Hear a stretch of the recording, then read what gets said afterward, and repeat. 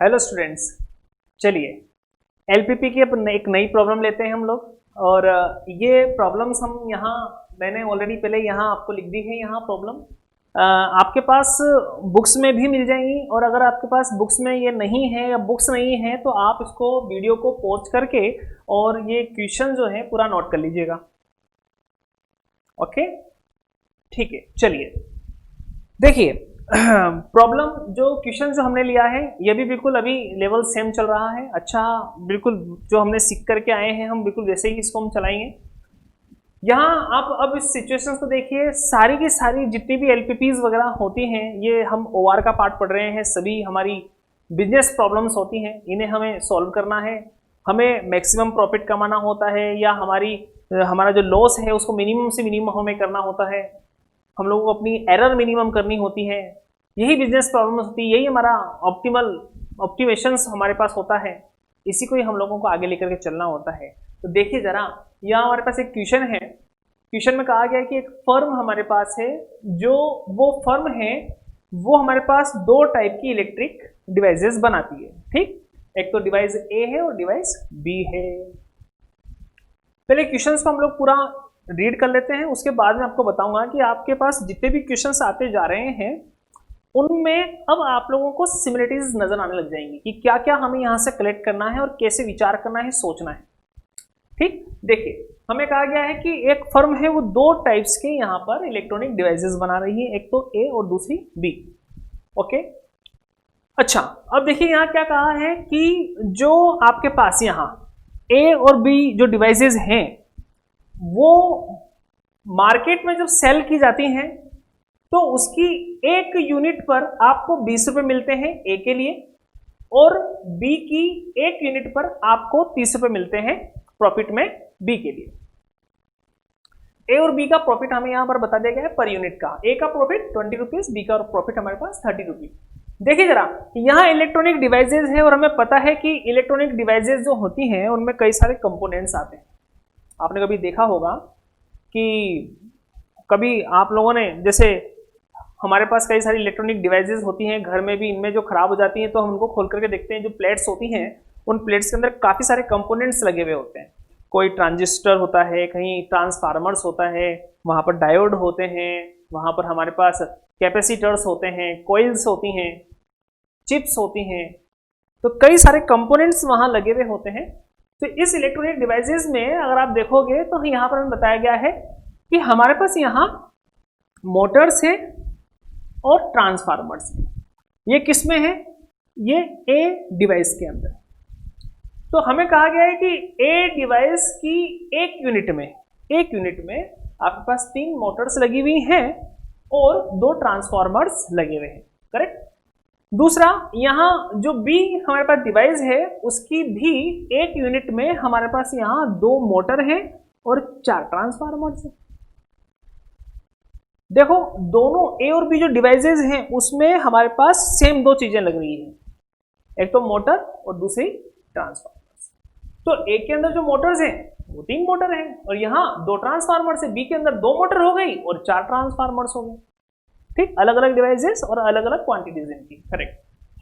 अब यहाँ अगर हम देखें तो हमें यहाँ क्या कहा गया है कि हमारे पास एक महीने के लिए जब हम बाहर मार्केट से परचेस करते हैं, क्योंकि डिवाइसेस बना रहे हैं तो डिवाइसेस के अंदर मोटर और ट्रांसफार्मर्स लगी हुई हैं, तो मार्केट से जब हम परचेसिंग करने के लिए जाते हैं मोटर्स और ट्रांसफार्मर्स, तो हम इकट्ठा जब उसको कलेक्ट करके लेकर के आए, हमने जब उसको स्टोर करके रखा हमारी फैक्ट्री में जहां से वो बनने के लिए तैयार होंगी, तो हमें कहा गया है कि एक महीने में हमारे पास 210 मोटर्स ही और 300 ट्रांसफार्मर्स ही हमारे पास खरीदे जा सकते हैं। वो हमने मार्केट से परचेस किया हुआ है, या आप ये कह लीजिए कि हमारे पास जो स्टोर में है वो एक महीने में जितने ट्रांसफार्मर्स और यहाँ मोटर्स यूज में होती हैं तो 210 ही मोटर्स हमारे पास स्टोर में अवेलेबल है और 300 ही ट्रांसफार्मर्स हमारे स्टोर में अवेलेबल है। करेक्ट। तो ये हमारे पास क्या हो गई, ये अवेलेबिलिटी हो गई 210 and 300 Motors and transformers. Correct. यहां एक बात और बताई गई है, और बात यह है कि हमें यहां पर बताया गया है कि जो बी वाला जो हमारे पास उपकरण है, जो बी हमारे पास इलेक्ट्रॉनिक डिवाइस है, केवल बी ही इलेक्ट्रॉनिक डिवाइस बाहर एक्सपोर्ट होती है। बाहर एक्सपोर्ट मतलब जैसे कि इंडिया में ए और बी दोनों बन रही हैं, तो बी वाली डिवाइस ही इंडिया के बाहर एक्सपोर्ट होगी।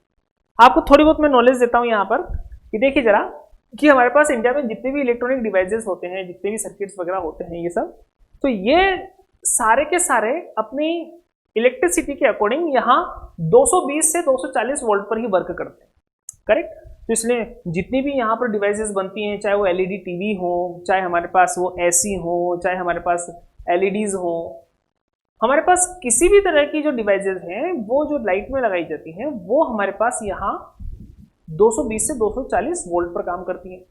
तो लेकिन इंडिया के बाहर अगर हम देखें तो जरूरी नहीं होता है कि हर कंट्री सेम 220-240 पे चलती है।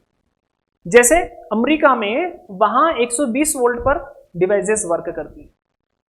तो अब होगा क्या, अब यहां इंडिया में अगर यहां से कोई अगर एलईडी टीवी लेकर के जाएगा और वहां अमेरिका में अगर उसको चलाएगा तो वहां तो केवल 120 वोल्ट ही मिलता है और यहां 220 वोल्ट से वो चलती है, तो उसको तो लोड ही नहीं मिला, उसको तो वोल्टेज ही नहीं मिला।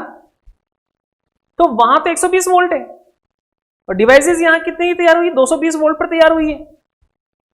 तो ऐसी कंडीशन में क्या करना होगा कि इनके अंदर अगर हमें बिल्कुल हमारी डिवाइसेस वहां चलानी है या बाहर वाली जो कंट्री है वहां पर अगर 120, अमेरिका में अगर 120 वोल्ट की कोई डिवाइसेस हम यहां लाते हैं और वो जैसे ही 220 पे लगा दी जाएगी तो वो पूरी की पूरी वहां पर खराब हो जाएगी। तो क्या करेंगे ऐसी कंडीशन के लिए, तो उसके अंदर वोल्टेज स्टेबलाइजर लगा दिया जाता है, वो उसके अकॉर्डिंग उस वोल्टेज को सेट करता है जहां उस एलईडी को चलना चाहिए। ठीक, गेन भी होते हैं, रिड्यूस भी होते हैं। 220 से रिड्यूस होकर के 120 भी बनता है, 120 से वहां गेन होकर के 220 भी बनता है। तो यहां हमारे पास कहा जा रहा है कि बी वाला जो हमारे पास इलेक्ट्रॉनिक डिवाइसेस है ये बाहर एक्सपोर्ट होती है। तो मतलब बाहर एक्सपोर्ट होती है तो वहां वोल्टेज का वहां पर जो वेरिएशंस होगा, इसलिए केवल बी में ही हमारे पास यहां पर वोल्टेज स्टेबलाइजर एक्सपोर्ट मॉडल है। और यहां पर देखिए जरा वोल्टेज स्टेबलाइजर लगाया जाता है हमारे पास बी के अंदर। और ये भी यहां पर बताया गया है, अगर आप देखेंगे कि हमारे पास बी जो डिवाइस है उसकी एक यूनिट में एक वोल्टेज स्टेबलाइजर लगाया जाता है।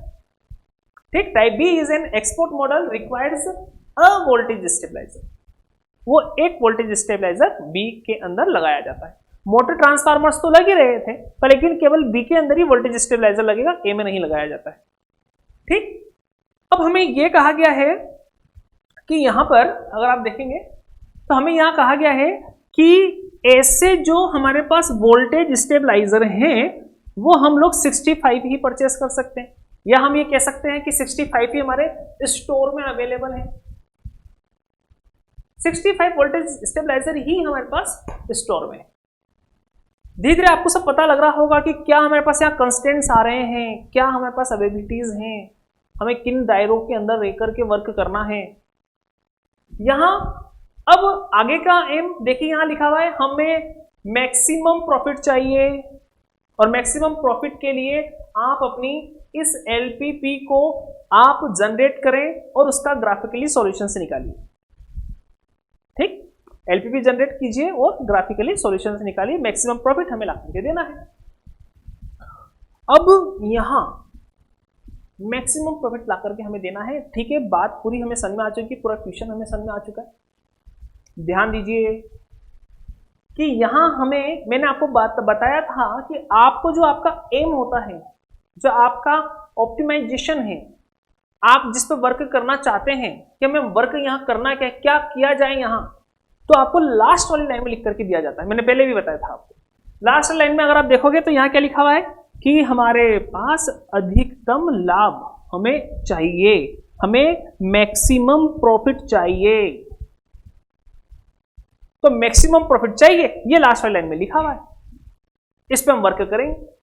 और जाहिर सी बात है अब मैक्सिमम प्रॉफिट के लिए हमें क्या करना होगा, क्या करना है हम लोगों को। यहां पर अगर आप देखोगे तो हमें बताया गया है कि प्रॉफिट ए वाले जो डिवाइसेस हैं उसकी एक यूनिट पे 20 रुपए का है, बी वाले जो डिवाइसेस है उसकी एक यूनिट पर 30 रुपए का प्रॉफिट है। तो मतलब हम लोगों को पूछा क्या गया है मैक्सिमम प्रॉफिट मतलब हम लोगों को ए डिवाइस बी डिवाइस को कितना कितना बनाना होगा, कितनी क्वांटिटीज में हम लोगों को इसको जनरेट करना होगा कि हम लोगों को मैक्सिमम प्रॉफिट मिल सके। ठीक, अब कुछ समझने में आने लगा, क्वेश्चन समझ में आ रहा है, कुछ चीजें हमें पकड़ने में भी आ रही हैं। यहां देखो आपको पूछा गया है कि इसका ग्राफिकली सॉल्यूशंस बताइए। हम डेफिनेटली कह सकते हैं ग्राफिकली सॉल्यूशंस डेफिनेटली निकाला जा सकता है। क्यों निकाला जा सकता है? क्योंकि ग्राफिकली सॉल्यूशंस निकालने के लिए हमारे पास दो एक्सिस होते हैं, और यहां मैंने आपको बताया है ग्राफिकली सॉल्यूशंस के लिए आपको जरूर ये किन्हीं दो पर ही ये फोकस करवाएगा, किन्हीं दो प्रोडक्ट होंगे, दो थिंग्स होंगी, ये किसी ना किसी दो वस्तुओं के बारे में ही बात करेगा। तो यहां ढूंढ सकते हैं हम लोग कि यहां हमें जो सॉल्यूशंस निकालना है तो इसमें ऐसे किन दो हमें यहां थिंग्स के बारे में, वस्तुओं के बारे में बात की गई है। बिल्कुल करेक्ट, हमें यहां पर बताया गया है कि यहां ए और बी उपकरण है, दो प्रकार के उपकरण है, दो प्रकार के उपकरण हैं। तो दो बातों के बारे में यहां कभी भी आप एलपीपी पढ़ना, ग्राफिकली सॉल्यूशंस पूछेगा वो, तो उसमें हमेशा दो ही वस्तुओं का जिक्र होगा, दो ही कैटेगरी वो बांटेगा। अगर दो से ज्यादा कैटेगरी होती है तो फिर ग्राफिकल सॉल्यूशंस नहीं आने वाले। ग्राफिकल सॉल्यूशंस केवल दो एक्सिस के लिए ही तैयार होगा और दो कैटेगरीज के बारे में ही आपके पास वो बात करेगा। ये आपने पिछले वाले लेक्चर्स में भी समझ लिया है। तो हम आगे बढ़ते हैं। तो सबसे पहले तो क्या करें, तो इससे हम पढ़ तो लिया हम लोगों ने। मैंने आपको बीच में एक बात बताई थी कि जब आप यहां वो दो कैटेगरीज ढूंढ लें तो उसके बाद आप उनके सब डिवाइडेशंस भी ढूंढा करें। आप उसके अंदर ये देखें कि अब यहां हमारे पास कंपोनेंट कौन कौन से हैं, तो इनके अंदर कुछ कॉमन कंपोनेंट जरूर आएंगे आपके पास। और कॉमन कंपोनेंट अगर देखोगे तो देखो ए जो डिवाइस है तो उसके अंदर हमारे पास यहां पर क्या है, मोटर ट्रांसफार्मर्स लगाई जाती है, और बी के अंदर भी मोटर ट्रांसफार्मर्स लगाई जाती है। तो मिल गया कॉमन कंपोनेंट्स। इसके अलावा वोल्टेज स्टेबलाइजर सिर्फ बी में लग रहा है, ए में नहीं लग रहा। तो पहले इस पूरे क्वेश्चन की जो है हम लोग एक टेबल बनाते हैं और वो टेबल बना करके फिर हम आगे बढ़ जाएंगे अपने मैथमेटिकली फॉर्मुलेशंस की। तो यहां अगर हम देखें तो आप आसानी से देख सकते हो, मैं अगर इसकी टेबल बनाऊंगा तो सबसे पहले तो मैं यहां कह सकता हूं कि मेरे पास जो दो कैटेगरी यहां हैं वो पहले कैटेगरी लिख लीजिए, दो जो भी हैं आपके पास। हमारे पास डिवाइस ए है एंड बी है, यहां मैंने डिवाइस ए लिख दिया है, यहां मैंने डिवाइस बी लिख दिया है। करेक्ट। ए और बी जो दो डिवाइसेस हैं इनके अंदर कॉमन कंपोनेंट, और कॉमन कंपोनेंट हम यहां देखें तो हमारे पास यहां एक तो मोटर्स हैं और दूसरा हमारे पास यहां ट्रांसफार्मर्स है। ठीक, ए डिवाइस के अंदर मोटर्स, ट्रांसफार्मर्स और दूसरा हमारे पास यहां वोल्टेज स्टेबलाइजर, एक और यहां हमारे पास वोल्टेज स्टेबलाइजर भी बताया गया है। तो मोटर्स जो है अगर हम यहां देखें तो देखो एक यूनिट के अंदर 3 मोटर हैं और यहां 2 ट्रांसफार्मर्स हैं। हम यहां लिख देंगे कि यहां 3 तो मोटर हैं और 2 हमारे पास यहां ट्रांसफार्मर्स हैं। दूसरी बात, यहां वोल्टेज स्टेबलाइजर बी में ही लगाया जाता है, ए में नहीं लगाया जाता, इसलिए हम इसको यहां 0 लिख देंगे या छोड़ देंगे। बी पर आ जाइए। बी पर अगर हम देखें, बिल्कुल केयरफुली आपको यह वर्क करना है, कहीं पर भी गड़बड़ नहीं होनी चाहिए। यहां 2 हमारे पास मोटर है, 4 ट्रांसफार्मर्स है, ये मैंने 2 लिख दिया है यहां, और ये मेरे 4 ट्रांसफार्मर्स। और यहां एक यूनिट के अंदर बात की जा रही है यहां, तो एक यूनिट के अंदर बी के अंदर एक ही वोल्टेज स्टेबलाइजर लगाया जाता है। ओके, और कुछ अगर हम यहां देखें तो मैंने आपको कहा है आप ये भी देखें कि आपके स्टोर में क्या क्या रखा हुआ है। आपके स्टोर में 210 मोटर्स हैं, 300 ट्रांसफार्मर्स हैं, ये अवेबिलिटी है हमारे पास। तो ये हमने मोटर्स के सामने मोटर्स की अवेबिलिटी लिखेंगे, ट्रांसफार्मर्स के सामने ट्रांसफार्मर्स की हम अवेबिलिटी लिखेंगे। यहां हमने लिखा अवेबिलिटी। करेक्ट। मोटर्स की अवेलेबिलिटी हमारे पास यहां 210 है एक महीने के अंदर, और ये 300 हमारे पास ट्रांसफार्मर्स। करेक्ट। वोल्टेज स्टेबलाइजर, आप देखिए जरा, वोल्टेज स्टेबलाइजर के बारे में भी बात की गई है। वोल्टेज स्टेबलाइजर 65 ही अवेलेबल है सिर्फ आपके पास, तो वोल्टेज स्टेबलाइजर के सामने ये हमने लोगों ने 65 लिख दिया, करेक्ट। अब यहां हमने लगभग सब कुछ अपने टेबल में ले लिया है। अभी प्रॉफिट हमने यहां इंक्लूड नहीं किया है, हमें कहा गया है कि हर यूनिट का, ए का और बी यूनिट का जो प्रॉफिट है वो 20 और 30 है। हमने यहाँ प्रॉफिट के लिए भी हम लोगों ने यहाँ पर यूनिट के प्रॉफिट के लिए भी हम लोगों ने यहाँ रो बना ली है। ए के लिए जो प्रॉफिट हमें मिलता है वो है 20 रुपीज का और ये है हमारे पास 30 रुपीज का, करेक्ट। अब यहाँ सारा क्वेश्चन हमने सारा ला करके यहाँ रख दिया है और हम लोगों को यहाँ कहा गया है कि आप लोगों को यहाँ पर मैक्सिमम प्रॉफिट लेना है, कमाना है। मैक्सिमम प्रॉफिट के लिए हम लोगों को ए और बी डिवाइसेस को कितना कितना बनाना होगा, जाहिर सी बात है हम ए और बी पता करना चाहते हैं। हेल्प लेते हैं हम लोग वेरिएबल्स की। हम कह सकते हैं कि हमने मैक्सिमम प्रॉफिट के लिए माना कि ए जो इलेक्ट्रॉनिक डिवाइस है उसकी एक्स यूनिट हमने यहाँ जनरेट की और यहाँ बी की वाई यूनिट हम लोगों ने फर्म से जनरेट करी, हमने फर्म से तैयार करी। एक्स यूनिट तो ए की और वाई यूनिट बी की, करेक्ट। तो यहां हम आसानी से कह सकते हैं, देखो जरा, यहां हम आसानी से कह सकते हैं कि जो प्रॉफिट है, अब वो प्रॉफिट कितना होगा। तो देखो, एक यूनिट में ए जो हमें प्रॉफिट देता था वो 20 रुपए है, बी में हमें जो प्रॉफिट मिलता था एक यूनिट का वो 30 रुपए है। ए की हम एक्स यूनिट बना रहे हैं, तो टोटल जो प्रॉफिट हमारे पास मिलेगा वो हमारे पास टोटल प्रॉफिट होगा।